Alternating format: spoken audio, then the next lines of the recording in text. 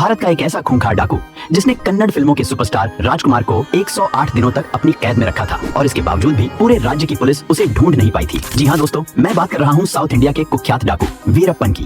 वीरप्पन का बचपन जंगलों में ही बीता था और वो जंगल के हर कोने से अच्छी तरह वाकिफ था। उसने जुर्म की दुनिया में अपना पहला कदम महज 15 साल की उम्र में रखा था, जब उसने एक फॉरेस्ट ऑफिसर को सिर्फ इसलिए कुल्हाड़ी से मार डाला था क्योंकि उस ऑफिसर ने वीरप्पन को गाली दी थी। इस वारदात के बाद वीरप्पन गांव से फरार हो गया और उसने जंगल में काम कर रहे जंगली जानवरों के तस्करों के एक गिरोह को ज्वाइन कर लिया। लेकिन वो सिर्फ एक सदस्य बनकर नहीं रुका, बल्कि अपनी मेहनत, होशियारी और निडर स्वभाव के चलते जल्द ही वो इस पूरे गिरोह का सरदार बन गया और अब उसके निशाने पर थे हाथियों के दांत और चंदन की लकड़ी। उसने देखते ही देखते इन दोनों की तस्करी का एक बड़ा नेटवर्क खड़ा कर लिया और कुछ ही सालों में वह बेहद अमीर और ताकतवर बन गया। इतना ताकतवर कि अगर कोई उसके रास्ते में आता, फिर चाहे वो कोई आईपीएस अफसर हो या पॉलिटिशियन, वीरप्पन उसे बख्शता नहीं था। उसने अपने जीवन में 184 से ज्यादा लोगों को मौत के घाट उतारा था और 200 से ज्यादा भी हाथियों का शिकार किया था। लेकिन सबसे सनसनीखेज घटना तब हुई जब उसने साउथ फिल्मों के दिग्गज अभिनेता राजकुमार को किडनैप कर लिया और पूरे 108 दिन तक उन्हें जंगल में बंधक बनाए रखा था। आए दिन उसके कारनामों की वजह से सिर्फ साउथ ही नहीं बल्कि पूरे देश में डर का माहौल बन चुका था। लेकिन दिक्कत ये थी कि जो भी शख्स वीरप्पन की तलाश करने जंगल में जाता था वो कभी जिंदा लौटकर वापस नहीं आता था। लेकिन फिर एक दिन हालात बदले और वीरप्पन को अपनी आंखों का ऑपरेशन करवाने के लिए जंगल से बाहर आना ही पड़ा।